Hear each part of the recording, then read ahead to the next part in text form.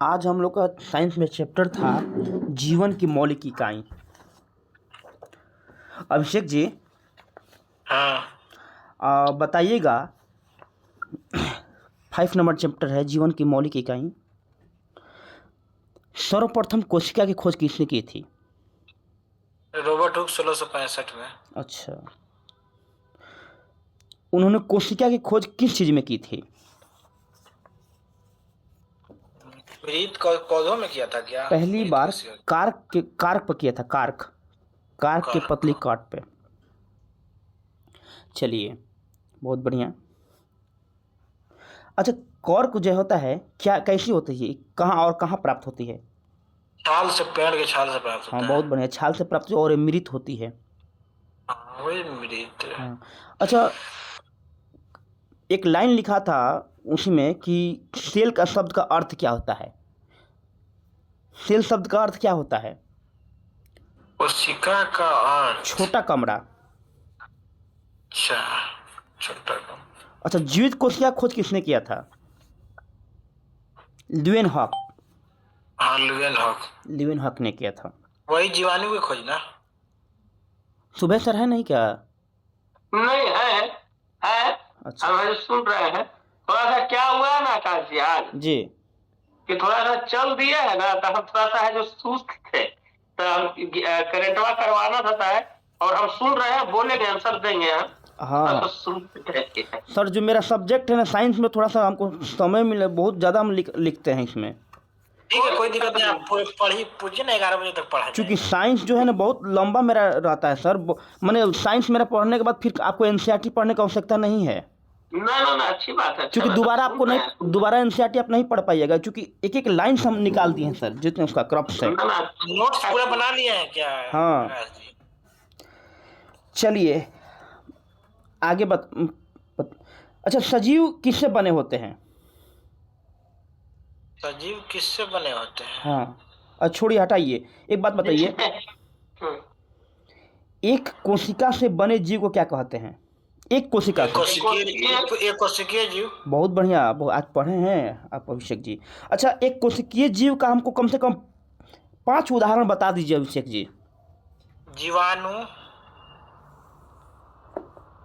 जी बोलिए। बॉडी है, बोलिए ना। जीवाणु है, पैरामीशियम है। देखिए, एक कोशिकीय जीव का उदाहरण है अमीबा है, पैरामीशियम है, बैक्टीरिया है, क्लैमिडोमोनास है, प्लाज्मोडियम है। ठीक है। अच्छा, एक चीज़ हम आप क्वेश्चन के फॉर्मेट में पूछ रहे हैं, आप बताइएगा कि निम्न में से कौन एक कोशिकीय जीव का उदाहरण नहीं है? ऑप्शन दे रहे हैं आपको। हेलो, हाँ, बोलिए ना। आपको ऑप्शन दे रहे हैं। प्लाज्मोडियम, अमीबा, काला ज्वार परजीवी और स्पाइरोगाइरा। क्वेश्चन क्या था? निम्न में से कौन एक कोशिकीय जीव का उदाहरण नहीं है?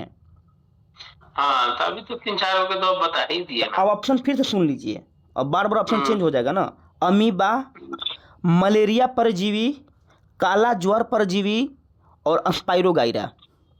स्पाइरोगाइरा नहीं है, और इसका विकल्प आंसर जो होगा स्पाइरोगाइरा ही होगा। स्पाइरोगाइरा बहुकोशिकीय है। अब इसका हम क्वेश्चन एक बार डिफाइन करते हैं। अमीबा तो आप लोग जानबे करते हैं कि एक कोशिकीय जीव है। अब बी नंबर ऑप्शन था मलेरिया परजीवी। मलेरिया परजीवी को अब हम जानते हैं कि प्लाज्मोडियम से होता है, तो हम प्लाज्मोडियम ना देके मलेरिया परजीवी दे दिए। और हम दे दिए काला ज्वार परजीवी। और काला ज्वार परजीवी क्या है उसका? आप लोग दिमाग लगाइएगा, यहाँ पर थोड़ा हम दिमाग लगा के ऑप्शन दिए थे। अब चलिए आगे बढ़ते हैं। वैसे जीव जो एक से अधिक जीवों से मिलकर बने होते हैं उसे क्या कहते हैं? बहुकोशिकीय। ठीक, बहुकोशिकीय का उदाहरण बता दीजिए एक, कम से कम। अभिषेक जी, अरे भाई जंतु, एनिमल, जंतु हो गया, आदमी आदमी है, बहुत सारा कोशिका से बना हुआ बहुत है, सारा तो बना था। प्लांट से प्लांट से शैवाल हो गया, कवक हो गया, अभी जस्ट बताया ना स्पाइरोगाइरा। ध्यान रखिए, डिस्कशन से केवल मतलब नहीं है अभिषेक जी, माफ़ कीजिएगा। अच्छा, फंजाई कवक सब होते हैं। अच्छा, केंद्रक खोज किसने किया था? रॉबर्ट ब्राउन, कब किए थे? 1831 में। जीवद्रव खोज किसने किया था? उर्किंजे, 1839 में। कोशिका सिद्धांत किसने दिया था? लाइडेनस्वान, स्लाइडेनस्वान ने। कोशिका सिद्धांत को आगे किसने बढ़ाया था? बिरचो ने। कोशिका सिद्धांत क्या है? सभी पौधे तथा जंतु कोशिका से बने होते हैं। पहली बात ये बात बोला गया था, और दूसरी बात बोला गया था कि सभी कोशिकाएं पूर्ववर्ती कोशिकाओं से ही बनी होती है। इसमें कहा गया था कि सभी पौधे तथा जंतु कोशिका से बने होते हैं, और जो भी कोशिकाएं होती है पहले वाली कोशिका से ही बनी होती है। यहाँ तो आपत्ति कोई? नहीं, ठीक है ना सर, कोई दिक्कत नहीं ना हो रहा है? नहीं, कोई दिक्कत नहीं। मानव शरीर का सबसे लंबी कोशिका कौन है? तंत्रिका, तंत्र की न्यूरॉन कोशिका। बहुत बढ़िया अभिषेक जी। कोशिका में पाए जाने वाले विशिष्ट घटकों को क्या कहते हैं? जो भी कोशिका में जितने भी अंग पाए जाते हैं उसको क्या बोलते हैं? ऐसे समझिए, कोशिकांग, कोशिकांगे बोलते हैं जी। और कोशिका कितने प्रकार के भाग होते हैं? मैंने मुख्य भाग कितने होते हैं कोशिका में? 3 होते हैं। और कौन कौन से भाग होते हैं? 3 भाग। कोशिका में 3 भाग। कोशिका झिल्ली होती है जिसको हम लोग प्लाज्मा झिल्ली बोलते हैं, केंद्रक होता है, और केंद्रिका द्रव्य होता है। ठीक है? ठीक है। अच्छा, बात बताइएगा, कोशिका का सबसे बाहरी परत क्या है? उसको क्या बोलते हैं? कोशिका झिल्ली बोलते हैं। कोशिका झिल्ली बोलते हैं। अच्छा, एक बात बताइएगा कि जो कोशिका झिल्ली होती है या प्लाज्मा झिल्ली, वो कैसी होती है? जैसे कि अर्ध परागम्य होती है कि परागम्य होती है कि वर्णात्मक परागम्य, कैसी होती है? हाँ, अर्ध परागम्य या वर्णात्मक परागम्य, दोनों कह सकते एक हैं। बात है, कोशिका झिल्ली मतलब किसका? जीव जंतु का कि पादप का कोशिका झिल्ली?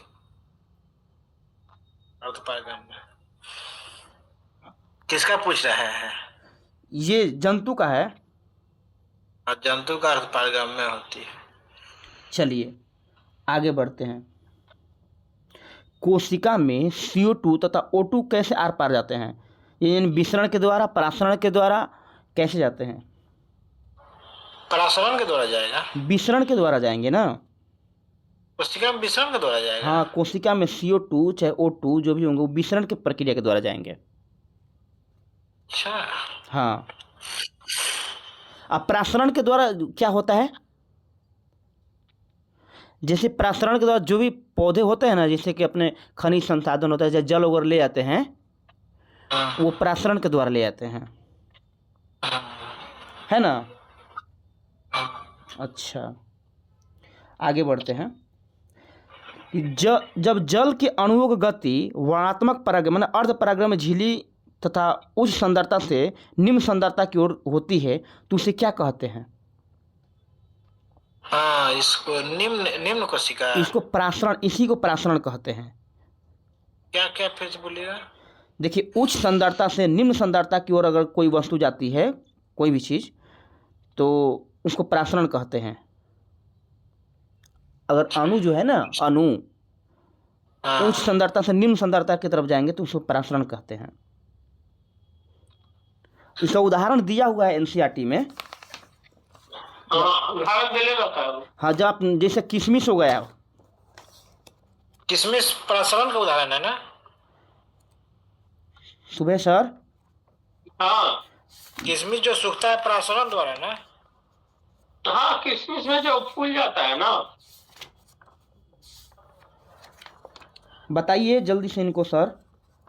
अभिषेक जी, क्या बताना, बोलिए ना। यही जो पूछ रहे हैं अभिषेक जी का क्वेश्चन का जवाब दीजिए। हाँ, क्या था क्वेश्चन अभिषेक जी, बोलिए तो। कोशिका झिल्ली किशमिश क्यों फूल जाती है? किशमिश में वही होता है ना कि देखिए किशमिश है जो आपका क्या हुआ है कि जो किशमिश आप पानी में डालें तो उस पानी में डालने से क्या हुआ है कि वो है जो क्या की वाटर को क्या किया अवशोषण किया।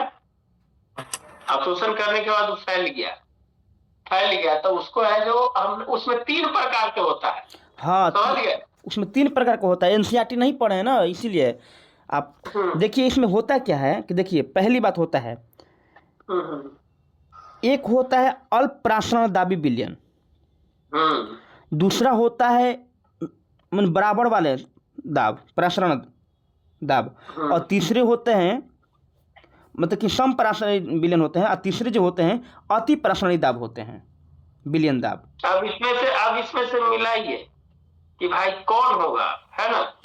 देखिए अगर आपको तनु विलयन के माध्यम से अगर माने जल में शक्कर अथवा नमक की मात्रा कम और जल की मात्रा, अगर जल की मात्रा ज़्यादा होगी और शक्कर अगर चीनी लीजिए नमक लीजिए इसकी मात्रा अगर कम होती है तो उस स्थिति में क्या होगी कि विलयन अल्पप्राशरण दाब हो जाएगी। समझ रहे हैं बात को। बोलिए। अगर दूसरी बात अगर बात करते हैं कि जैसे कि बात करते हैं, देखिए एनसीईआरटी की लाइन ही है कि जल के अणु कोशिका झिल्ली के दोनों ओर आवागमन करने के लिए स्वतंत्र होते हैं, लेकिन कोशिका के अंदर जाने वाले जल की मात्रा कोशिका से बाहर आने वाले जल की मात्रा से अधिक होगी। हाँ। कोशिका बस यहीं पर समझने लगा है कि कोशिका के अंदर जाने वाली जल की मात्रा कोशिका से बाहर आने वाली जल की मात्रा से अधिक होगी। अगर बाहर वाला अधिक होगा तो यहाँ पर क्या होगा, अल्पप्राशरणी दाब हो जाएगा। अगर बाहर वाला कम होगा मन सांद्र हो जाएगा, सांद्र मतलब गाढ़ा हो जाएगा तो जा ही नहीं पाएगा, तो वहाँ पर अति प्राशरणी हो जाएगा। अगर दोनों तरफ आसानी से आ जा रहा है तो समप्राशी विलयन हो जाएगा। ये एनसीईआरटी में लिखा हुआ है एकदम स्पष्ट बात। अगर अति प्राशरणी दाब होगा तो उस स्थिति में क्या होगा, सिकुड़ जाएगा, है ना। चलिए अब बात करते हैं, फिर उसी विषय पर हम आते हैं कि जब कोशिका को तनु विलयन में डाला जाएगा तो क्या होगा। जब कोशिका को तनु विलयन का हम चर्चा किए ना फर्स्ट कंडीशन में, 3 कंडीशन का चर्चा किए। फर्स्ट कंडीशन तनु विलयन में था ना कि अगर नमक और शक्कर की मात्रा कम और जल की मात्रा ज़्यादा हो जाएगी, तो बाहर में अगर जल की मात्रा ज़्यादा हो जाएगी तो क्या होगी, उसको हम लोग तो अल्पप्राशरणी ना। हाँ, अल्पप्राशरणी दाब हो जाएगा, वहाँ पर फूल जाएगा। हाँ, अल्पप्राशरणी दाब हो वहाँ पर फूल जाएगा, वही होता है किशमिश में, यहाँ पर फूल जाएगा। ठीक है, बाकी प्राशरण का ही थ्योरी है तीनों, है ना सर। हाँ। अगर बात करते हैं यदि विलयन, अच्छा जब कोशिका के ज़्यादा सांद्रण वाले घोल में डालेंगे तो क्या होगा, अधिक सांद्रण हो जाएगा। तो अभी बताया ना कि अगर अधिक सांद्रण हो जाएगा, ज़्यादा गाढ़ा हो जाएगा तो उस स्थिति में जा नहीं पाएगा, तो यही अगर आ जाएगा बाकी जा नहीं पाएगा इधर से, तो क्या हो जाएगा, सिकुड़ जाएगा। सिकुड़ जाएगा।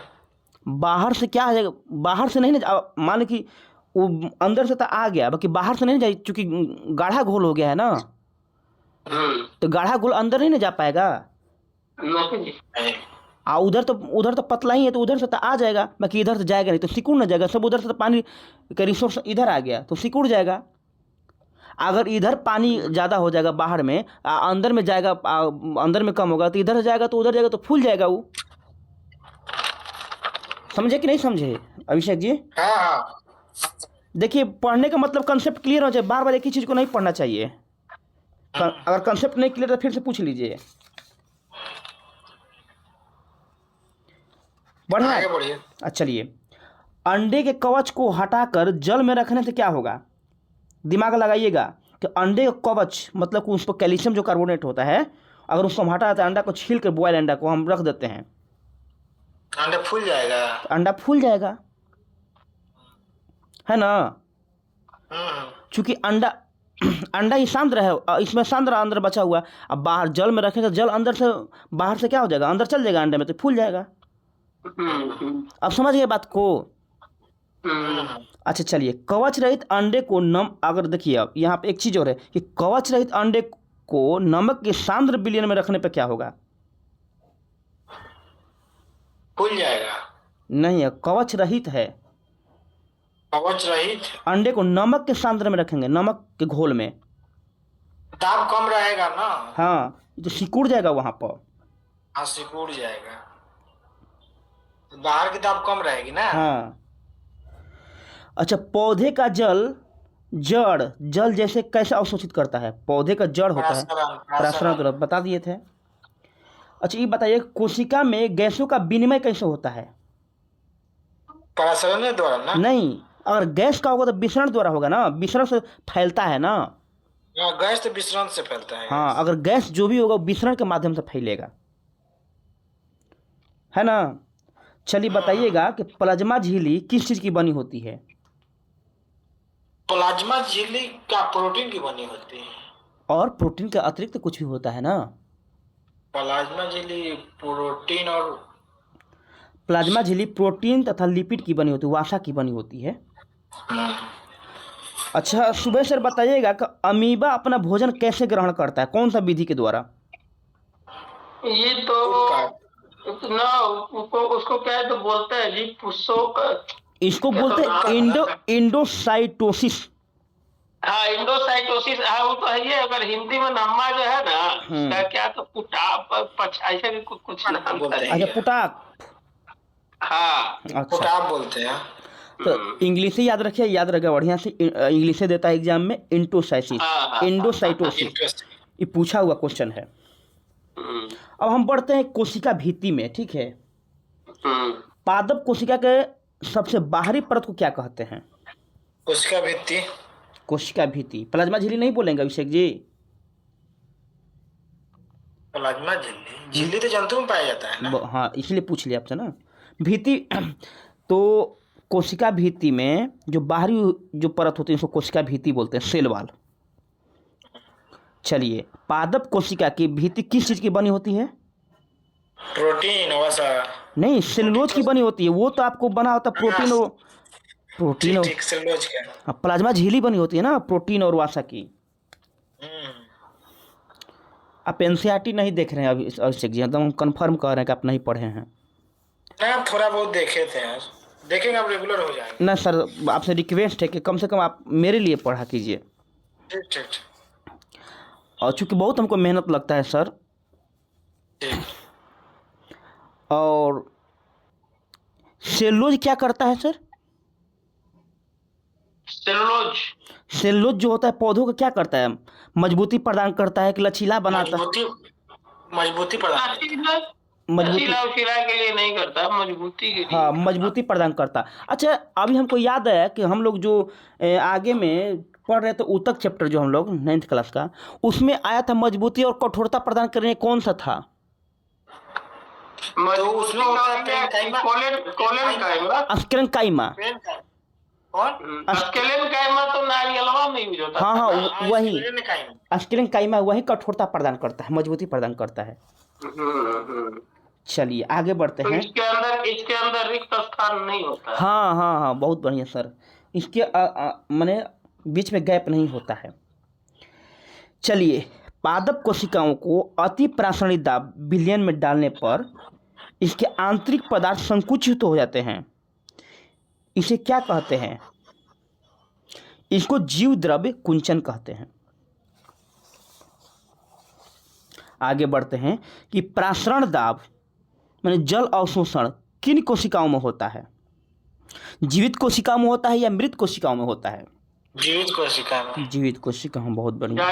जाइलम और फ्लोएम जो है ये सब है, जो जाइलम जो है ये सब है, ये जीवित कोशिका ही है ना इस। हाँ हाँ हाँ, बाकी एक चीज़ हम लोग पढ़े थे सर, जाइलम और जो फ्लोएम हम लोग पढ़े थे पिछले कल पढ़ रहे थे, तो उसमें एक चीज़ था कि जो मृत था, रेशा। हाँ, जो फाइबर है ना, या जाइलम फाइबर हो या फ्लोएम फाइबर हो, ये मृत होता है, बाकी सब उसमें जीवित होता है। रिकॉल एक बार करा देते हैं आप लोगों को। चलिए ठीक है, पूछते रहते। अच्छा आगे बढ़ते हैं सर। अब हम आते हैं कोशिका भित्ति व केंद्रक में आते हैं। केंद्रक को रंगने के लिए कितनी विधियां हैं या किन किन का उपयोग हम लोग करते हैं केंद्रक को रंगने के लिए, सॉरी कोशिका को रंगने के लिए? कोशिका को रंगने के लिए किसका उपयोग हम लोग करते हैं? केंद्रक का। नहीं, कोशिका को रंगने के लिए किसका के प्रयोग हम लोग करते हैं? कोशिका को रंगने के लिए आयोडीन विलयन का करते हैं, सेफ्रानिन का करते हैं और मेथिलीन ब्लू का करते हैं। ये 3 चीज़ का हम लोग कोशिका को रंगने के लिए उपयोग में लाते हैं। आयोडीन विलयन, सेफ्रानिन, मेथिलीन ब्लू। आगे बढ़ते हैं कि केंद्रक में कौन कौन से भाग होते हैं? उसमें 4 भाग होते हैं। अब बताइए चारों भाग का नाम। केंद्रक में केंद्रक झिल्ली होते हैं, कोशिका द्रव होता है, ठीक है। कोशिका क्रोमोसोम होता है, केंद्रक झिल्ली होती है, कोशिका द्रव होते हैं, 2 बता दिया आपने। और तीसरी होती है न्यूक्लियर और चौथी होती है न्यूक्लियोस। आगे बढ़ते हैं कि केंद्रक में धागेनुमा जो उलझे हुए संरचना होते हैं उसको हम लोग क्या बोलते हैं?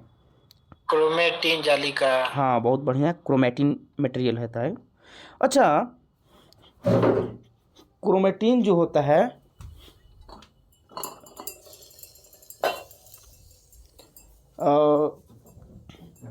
क्रोमेटिन मटेरियल कोशिका विभाजन के समय छड़ आकार का दिखाई पड़ता है, इसे हम लोग क्या बोलते हैं?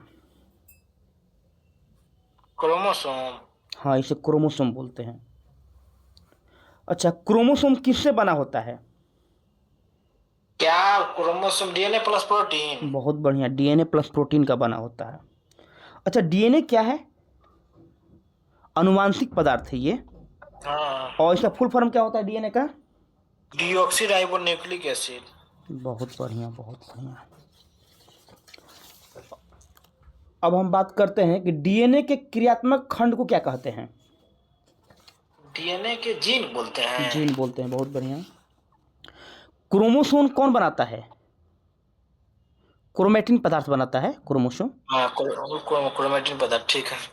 केंद्रक के 2 कार्य बताइए आप। केंद्रक के 2 कार्य हैं, कोशिका विभाजन और कोशिका विकास तथा परिपक्वता, ठीक है। और इसके अतिरिक्त भी होता है रासायनिक क्रियाओं का निर्देशन करना, ये भी होता है उनका। तो हम 2 ही कार्य पूछे थे आपसे। बैक्टीरिया में केंद्रक होते हैं या नहीं होते, ये बताइए। बैक्टीरिया में नहीं होता है। बैक्टीरिया में केंद्रक नहीं होते। नहीं होता। अच्छा, झिल्ली होते हैं कि नहीं होते हैं? बैक्टीरिया में हाँ, नहीं होता। बैक्टीरिया एक कोशिकीय हुआ है। हाँ, एक कोशिकीय हुआ। देखिए, बैक्टीरिया में झिल्ली होता है, उसमें, और उसमें केंद्रक नहीं होता है, ठीक है। अगर बात करते हैं वायरस का, तो वायरस में विषाणु में न तो केंद्रक होता है ना झिल्ली होता है, दोनों नहीं होता है, यानी कोशिका उसमें होता ही नहीं है। हाँ। चलिए आगे बढ़ते हैं। ऐसे जीव जिनके कोशिका में केंद्रक झिल्ली नहीं होती है उसे क्या कहते हैं? प्रोकैरियोटिक। क्या बोलते हैं? प्रोकैरियोटिक। हाँ, प्रोकैरियोटिक। कोशिका झिल्ली नहीं होता है ना। नहीं, केंद्रक झिल्ली नहीं होता है।